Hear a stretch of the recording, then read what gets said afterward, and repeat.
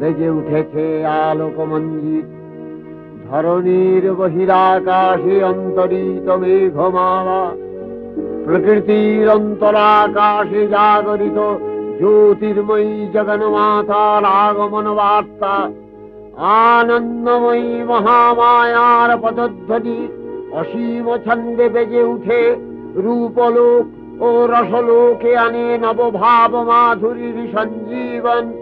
তাই আনন্দিতা শ্যামলী মাতৃকার চিন্ময়ীকে মৃন্ময়ীতে আবাহন। আজ চিৎশক্তি রূপিণী বিশ্বজননীর শারদশ্রী বিমণ্ডিতা প্রতিমা মন্দিরে মন্দিরে ধ্যান বোধিতা।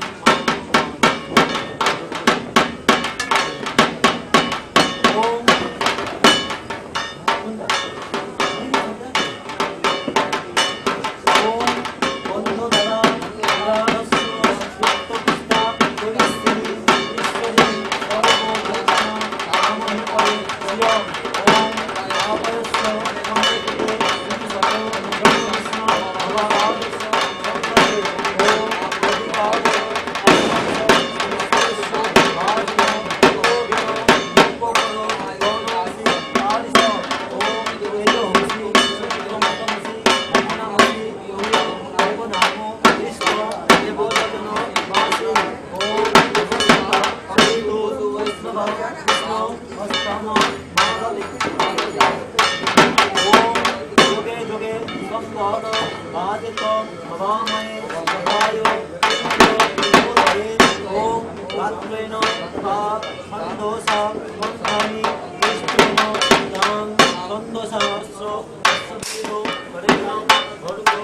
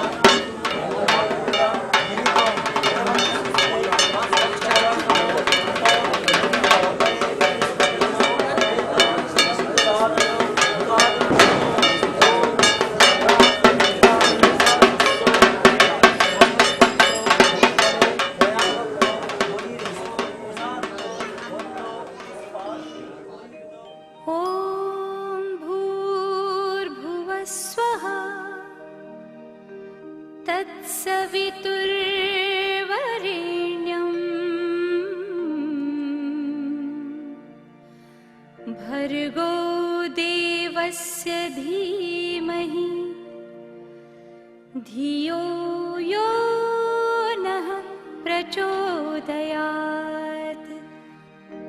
ॐ भूर्भुवस्वः तत्सवितुर्वरेण्यं भर्गो देवस्य धीमहि धियो यो नः प्रचोदयात्।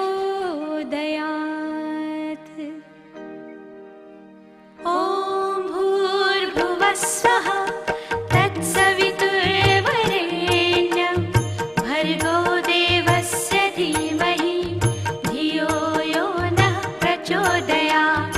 ॐ भूर्भुवस्वः तत्सवितुर्वरेण्यं भर्गो देवस्य धीमहि धियो यो नः प्रचोदयात्।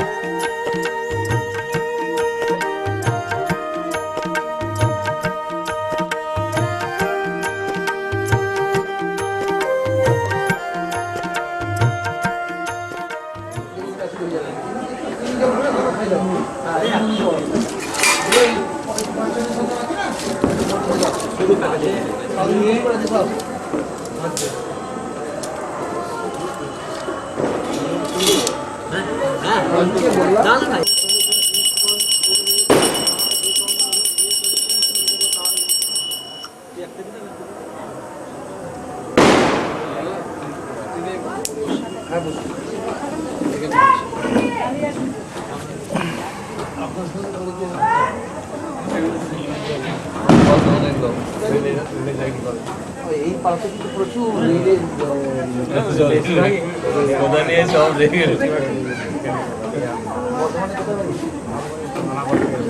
আচ্ছা আচ্ছা কসবা বর্ধমান শহরেই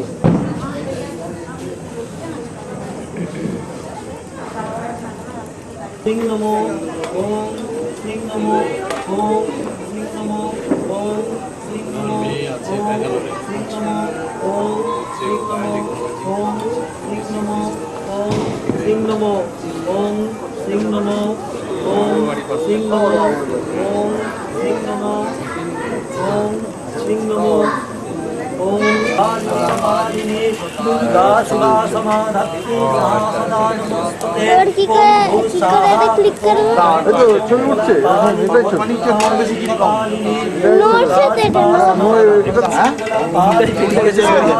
কাছে যাচ্ছে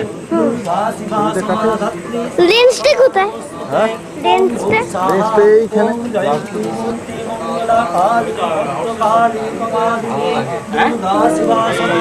এটা এগুলো কি বন্ধ করে বন্ধ করে কিরম করে বন্ধ করতে ओम भूषाहा ओम जयंती मंगला काली भद्रकाली कपालिनी दुर्गा शिवा समाधत्ती सहा सदा नमस्ते ओम भूषाहा ओम जयंती मंगला काली भद्रकाली कपालिनी दुर्गा शिवा समाधत्ती सहा सदा नमस्ते ओम भूषाहा ओम जयंती मंगला काली भद्रकाली कपालिनी दुर्गा शिवा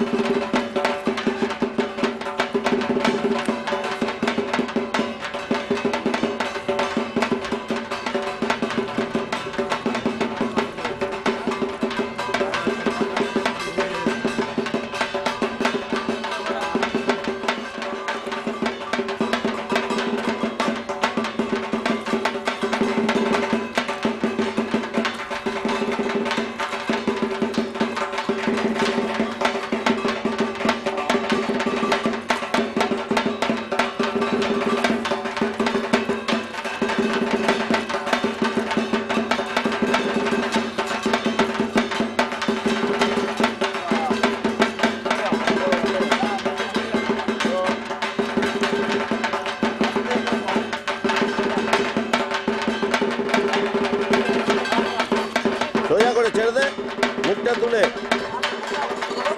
তুলে ছাড়।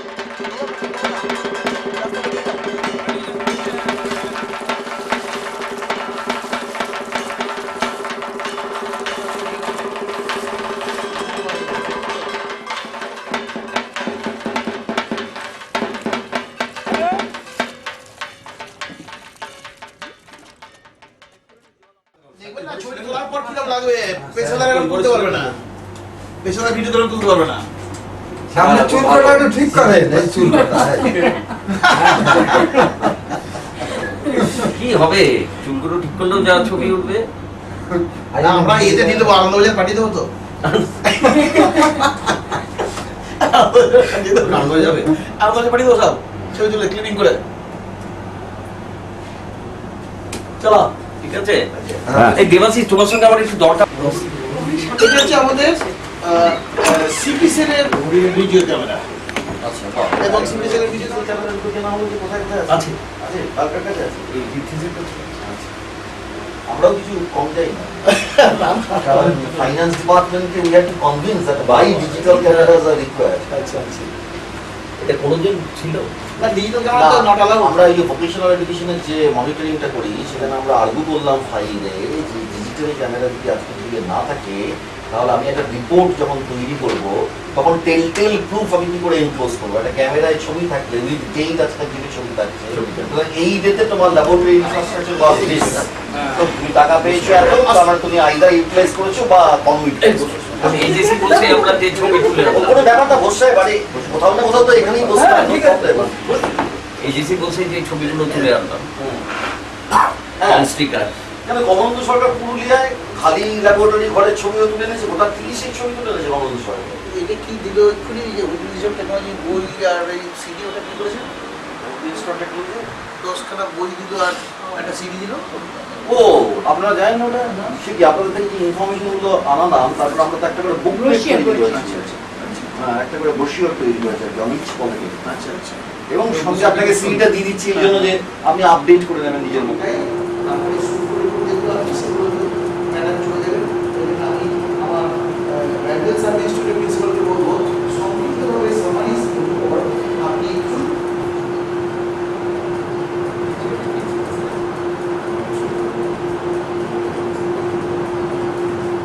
গত 1 বছর ধরে মেডিকেল সার্ভিস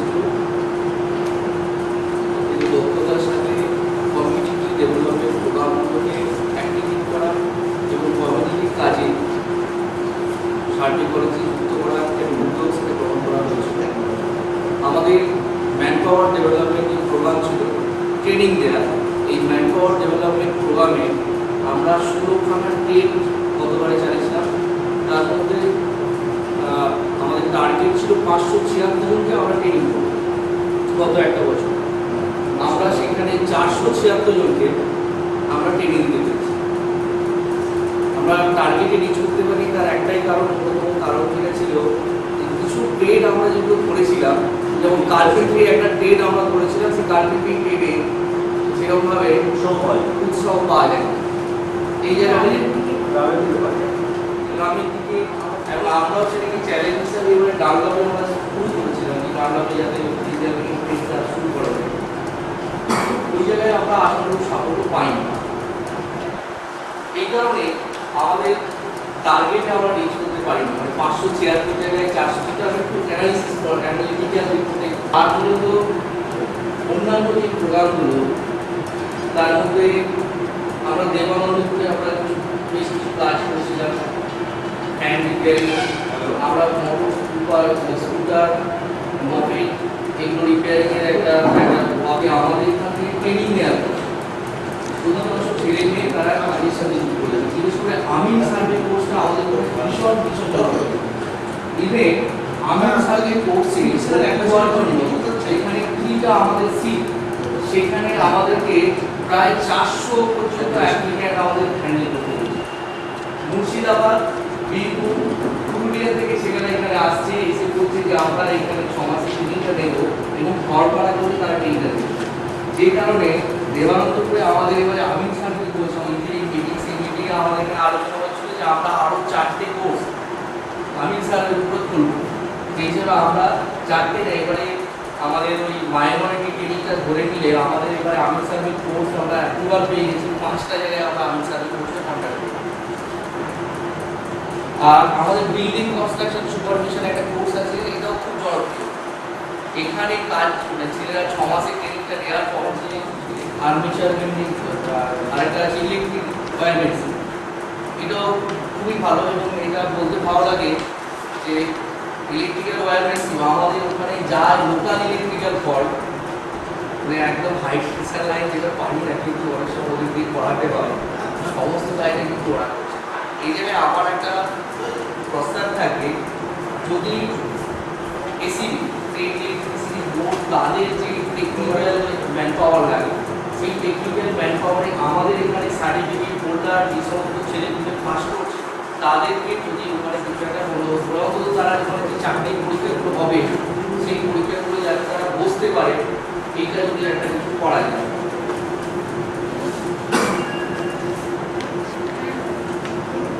আর ইলেকট্রিশিয়ান একটা ট্রেড আমাদের ওখানে চালু আছে।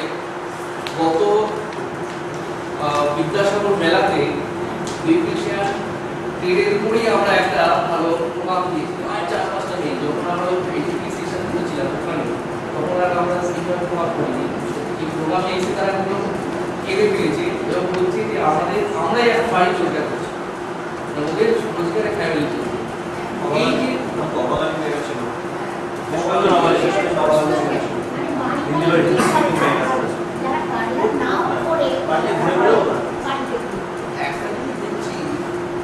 এই সব জায়গাতে আমি রামকৃষ্ণ মিশন গেছিলাম, কার্পেন্ট্রি এই জাতীয় কোর্সগুলো শিখে আসছে না, মানে সব রকম করে ধরতে লাগে, কিন্তু এই কোর্সে কিন্তু আগ্রহী নতুন নতুন লেটেস্ট যদি টেকনিক দিয়ে যদি কোনো ট্রেন করা যায় তাতে কিন্তু বেশি চলে আসছে। কাঠের কাজ আর শিখতে চাইছি না, কার্পেন্ট্রি শিখতে গেলে উড টার্নিং মেশিনিংয়ের মাধ্যমে কার্পেন্ট্রি, যেখানে প্রিফেব্রিকেটেড এত বাইরে থেকে ডিজাইনার বোর্ডস আর দিয়ে এসে গেছে, মার্কেটে কম্পিট করে শুনি ফার্নিচারের সাথে যদি নিজেকে কনভেনশনাল কার্পেন্ট্রি কনভেনশনাল প্রথম দিকে ছিল মানে মহিলাদের সিবিসেরও ছিল, প্রথম দিকে ছিল। আচ্ছা এখানে মহিলাদের প্রথম দিকে যদি পারেন তো তাদের অন্তত আমরা দিতে পারি না, এটা ইন্টারেস্টটা বাড়ে।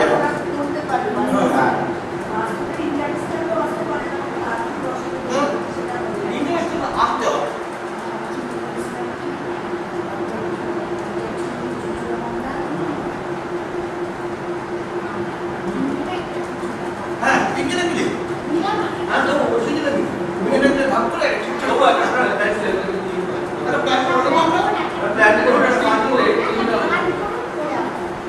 আমাদের এখানে যত মেয়েদের ট্রেনিং হবে, মেয়েদের ট্রেনিংয়ে আমাদের 20-25টা করে যদি আপনি অ্যাকচুয়ালি যেটা থাকবে বা যারা ট্রেনিং কোর্স কমপ্লিট করবে তাদেরকে স্কলারশিপ হিসেবে যদি দেওয়া যায়, যে তুমি ভালো অ্যাটেন্ড করেছো, যে তুমি এ গ্রেড পেয়েছো, সেই জন্য তোমাকে এই স্কলারশিপ যে কোনো ফর্মে হোক একটা কিছু টাকার একটা ইনসেন্টিভের দিলে তাদের ইন্টারেস্ট পাবে। আমরা এটাকে এইরকমভাবে নিই যাতায়াত বিভাগ হিসেবে আমি এদের মধ্যে যারা এ গ্রেড পাবে তাদেরকে 500 টাকা প্রস্তাব দেয়, এইরকম একটা প্রস্তাব কম্পিটিটিভ অ্যাটিটিউড গ্রো করবে। মেয়েদের মধ্যে যারা এ গ্রেড পাবে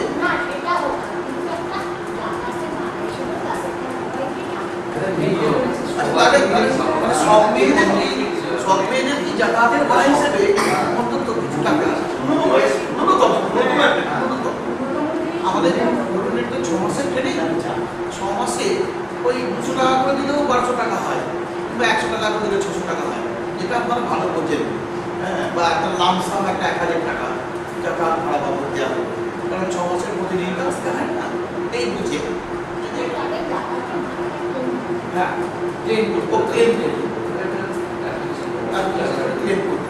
এইটা একটা বাদ করা হয়, কেউ কাছে কেউ দিয়ে দিতে হয়। হ্যাঁ বলুন, দিয়ে একেবারে দিয়ে এটা লিখতে, কিন্তু ওই আটা করতে রাজনীতি ঠিক পাবে। হ্যাঁ কনভিয়েন্সের জন্য কনভিয়েন্স এক্সপেন্স রিভার্স হ্যাঁ কোর্স অ্যাটেন্ডেন্স রেকর্ডটা দেখে নিন পার ডে যে ডিস্টেন্স থেকে আসছে আর তো দূর থেকে আসছে তার সাথে সাথে দুটো ম্যাক্সিমাম হবে যেটা lump sum amount lump sum amount recorder tax with attendance হ্যাঁ একটা যে কদিন অ্যাটেন্ড করেছে সেই কদিনই টাকা পাবে পার ডে 10 টাকা 20 টাকা 80% বা 90% আমাদের 90% অ্যাটেন্ডেন্স আছে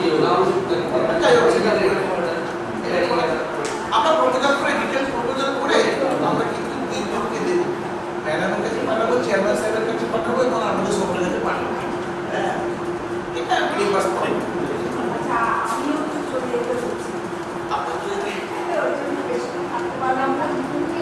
ভালো আসার জন্যই হচ্ছে কিন্তু কত সহজে আমরা মানুষের কাছে করি ছেলে মেয়েদের কাছে মানুষের কাছে আমরা নিয়ে যেতে পারি হ্যাঁ আর তাদের জীবনে আমাদের এই কাজগুলো তাদের কাজে লাগে তার জন্যই এই আলোচনাগুলো হচ্ছে। হ্যাঁ এবং এই আলোচনার মধ্যে আমাদেরও মত আছে রাখা হলো কম করে ন্যূনতম হিসেবে আমরা যদি একটা সামনে থেকে আমরা ট্রেনিংগুলো শুরু করি তাতে যদি আমরা নতুন রাখতে পারি আমরা দেখতে পারি সেগুলোর মধ্যে আমাদের কীরকম সাফল্য আছে সেটা রাখা পারি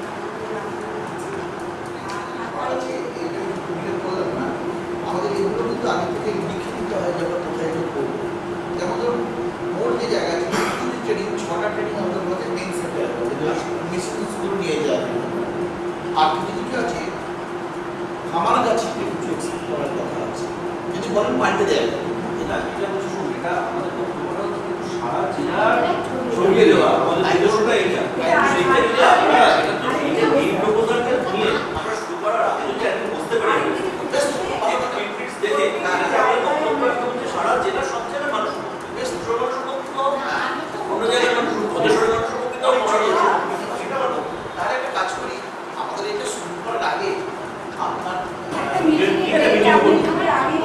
আপনার চেম্বারে চলে যাবো আমরা ম্যাডামের চেম্বারে গিয়ে আপনাদেরও থাকবেন আমরা সব বসে দেবো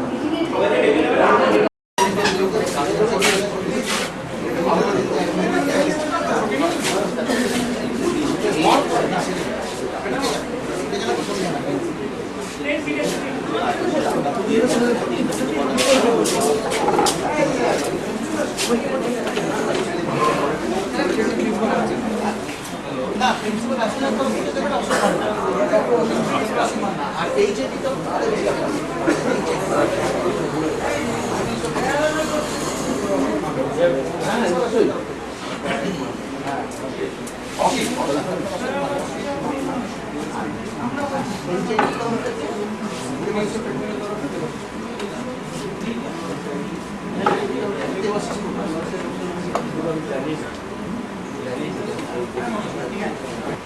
জীবনের একটি নতুন প্রান্তে উনি আবার উপস্থিত হয়েছেন।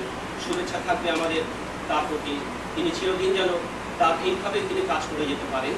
আমাদের যেভাবে তিনি প্রতি মুহূর্তে উৎসাহ দিয়েছেন, তিনি নিশ্চুপ থেকে যেভাবে কাজের পেছনে রয়েছেন উৎসাহ দিয়েছেন, প্রতিটি কাজের পেছনে কাজে অবদান রয়েছে সেগুলো যেন সারা জীবন তিনি ধরে রাখতে পারেন, এই আশা করে আমরা শুরু করছি আজকের এই শ্রী সৌমেন্দ্রনাথ বসু অবসর উপলক্ষে যে সম্বর্ধনা সভার আয়োজন আজকে করা হলো এবং দুটি ডাইরেক্টরেটের অফিসার স্টাফ সবাই মিলে আজকে যে আয়োজন এই অনুষ্ঠানে করেছে সেখানে একটা নতুন জায়গা হয়েছে, সেটা আমাদের এই ডাইরেক্টরেটের তিন পার্টের এই অফিসটা।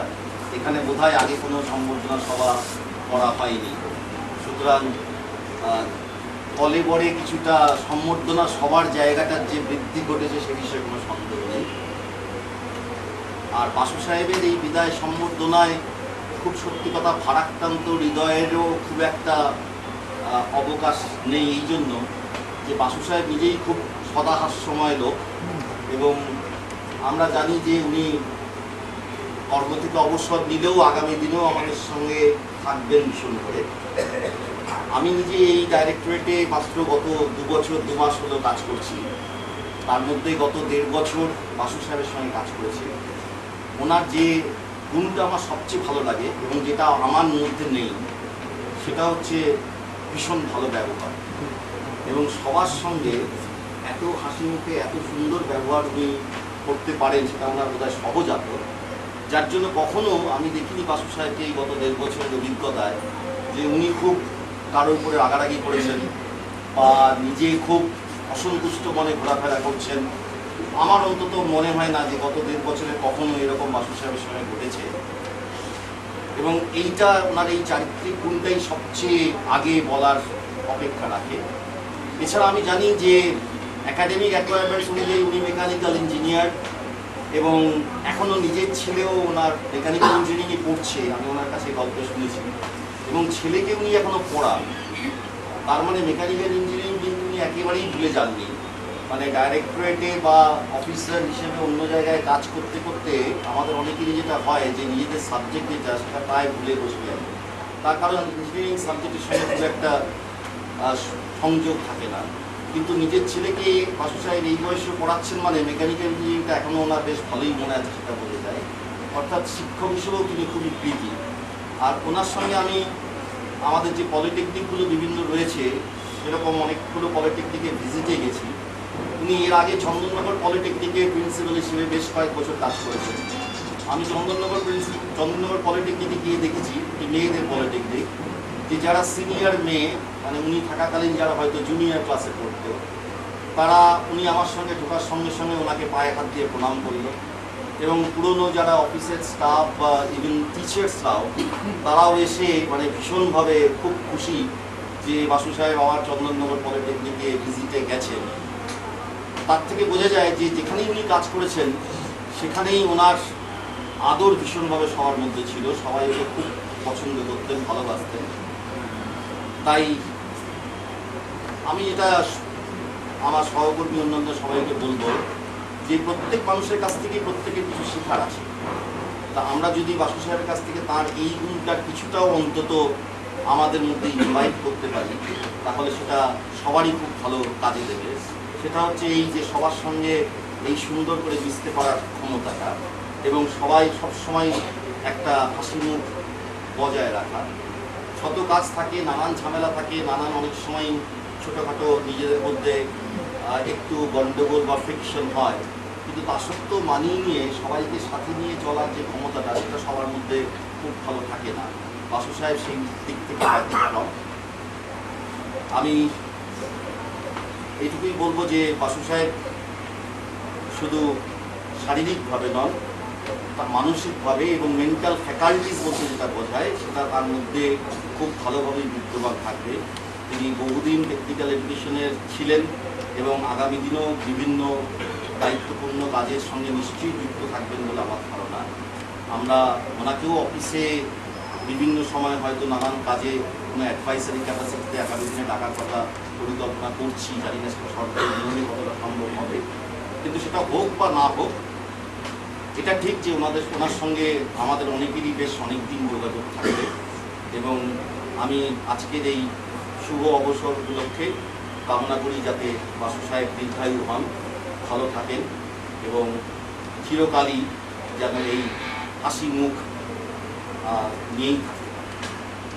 আমি আরেকটা জিনিস দেখে খুব আনন্দিত হচ্ছি যে আমাদের পলিটেকনিক সিস্টেম থেকে বেশ কয়েকজন আসার চেষ্টা করেছেন, অনেকেই আসতে পারেননি বিভিন্ন নানান কাজ থাকার জন্য তারা ফোনে জানিয়েছেন, কিন্তু তা সত্ত্বেও 3-4জন প্রিন্সিপাল বা পলিটেকনিক থেকে অন্যান্য কর্মীরা তারা এসছে। এটা আরেকটা যে কথা আমি আগে বলেছি সেটাই প্রমাণ করে যে বাসু সাহেব মানুষ হিসেবে এতটাই জনপ্রিয় ছিলেন যে তারা তাদের কাজ ফেলে আজকের এই দিনে অনুষ্ঠানের কথা জেনে এসে উপস্থিত হয়েছে এবং তার জন্য অল্প কিছু হলেও ফুল বা অন্যান্য নিয়ে এসছে। সুতরাং সব দিক থেকে আমার মনে হয় খুবই একটা আনন্দঘন মুহূর্ত।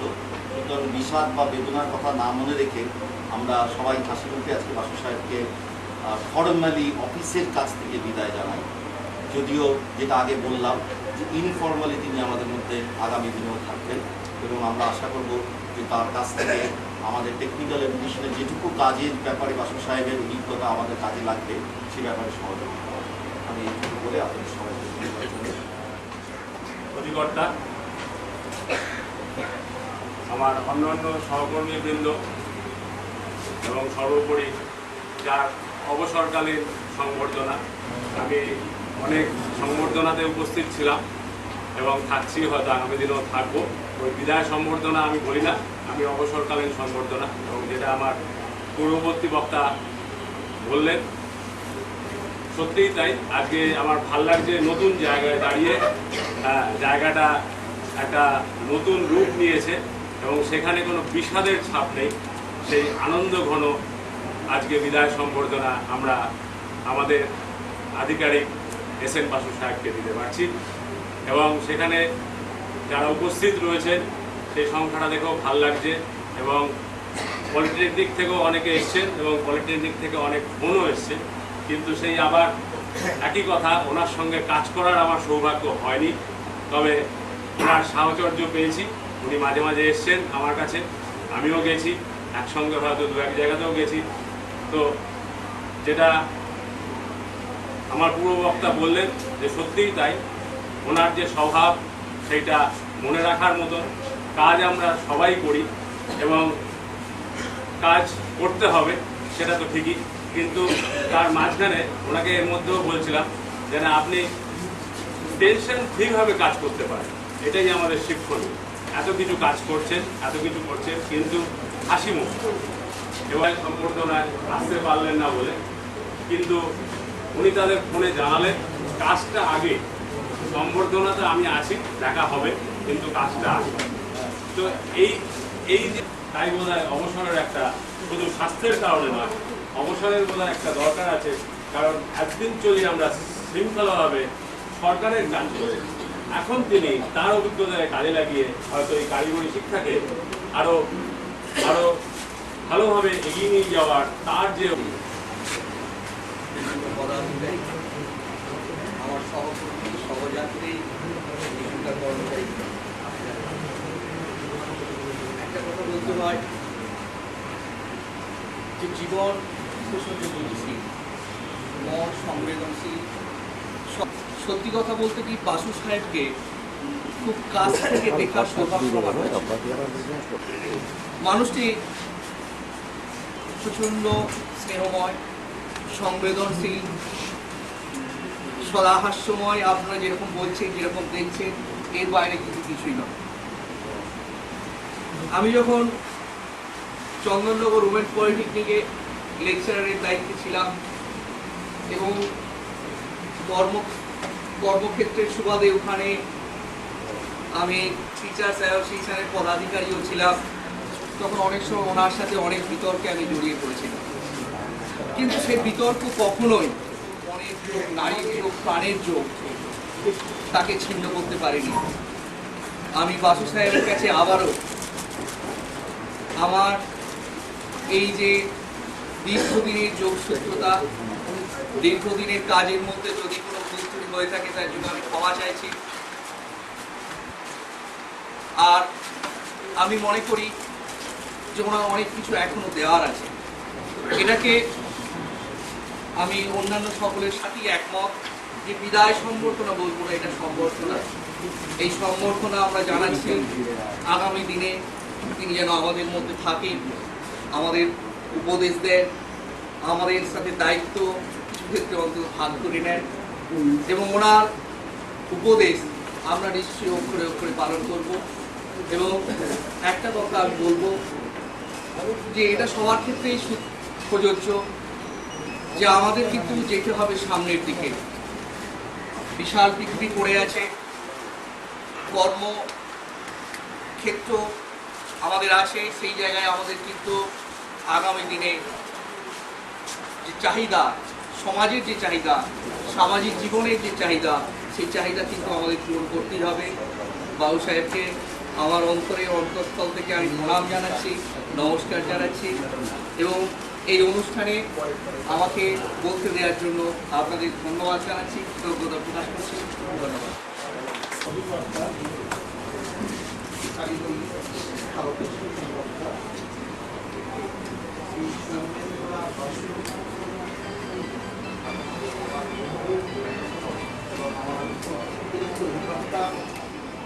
তার সাথে আমার এই রকমের সম্পর্ক।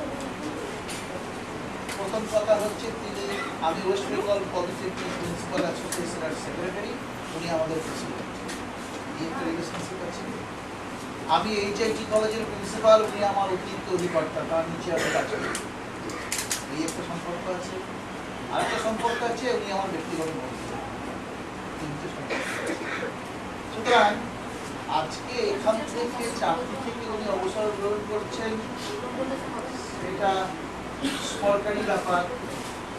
আমাদের মধ্যে ওনার ডিপার্চারের কোনো সম্ভাবনা নেই, কারণ আমরা একসাথে আছি, একসাথে থাকবো। গত 4 বছর ধরে বাসু সাহেবের সাথে আমার ঘনিষ্ঠ সম্পর্ক। যখন আমি HIT-তে এবং বাসু সাহেব চন্দননগর কলেজে, আমরা দুজনে, কখনো আমি চন্দননগর যেতাম, কখনো উনি HIT-তে আসতেন, দুজনে মিলে প্রচুর আনন্দঘন মুহূর্ত কাটে। 4 বছর ধরে বাসু সাহেবকে দেখে যে আমার মনে হয়েছে, আমি শুধু দুটো উপমা সহযোগে সেইটা বলেই আমার বক্তব্য শেষ করি, বেশি দীর্ঘায়িত করবো না, কারণ ওনার সম্পর্কে আমার বলার প্রচুর আছে, আমার বলার কিছুই নেই। অনেকদিন আগে ব্ল্যাক ডায়মন্ড এক্সপ্রেসে ট্রেনে যাতায়াত করতাম, সেখানে এক ভদ্রলোক খেলনা বিক্রি করত, জানি না ওরা আজও খেলনা বিক্রি করছে। ওনার খেলনা বিক্রি করার একটা স্লোগান ছিল, আমি আজও মনে রেখে দিচ্ছি, জীবনে একটা গেঁথে রাখার মতো স্লোগান। সেই স্লোগানটা হচ্ছে, হাসুন হাসান হেসে ফেলে বেঁচে থাকুন। এইটা ছিল ওই হকারের স্লোগান। আমি বাসু সাহেবকে এমন কোনো মুহূর্ত দেখিনি যখন উনি হাসি মুখ নেই। আমরা আমাদের কাজের জন্য টেন্সড হয়ে যায়, আমরা দেখে বোঝা যায় যে আমরা উদ্বিগ্ন হয়ে আছি, বাইরে আছি, ইত্যাদি ইত্যাদি। বাসু সাহেবকে কখনো রাগ দেখিনি, হাসি ছাড়া কখনো। এই একটা জিনিস যেটা আমি দেখছি আপনাদের। আর একটা উপমা দেবো ছোট্ট, সেটা হচ্ছে ক্লাস 5-এ আমরা হিন্দি পড়তে হতো। ক্লাস 5-এ 5-এ একটা কবিতা ছিল, হিন্দি কবিতা, এটা আমার মনে আছে। হে ভগবান দয়া নিধান, মুঝকো দো ইতনা বরদান, চাহে দুঃখ চাহে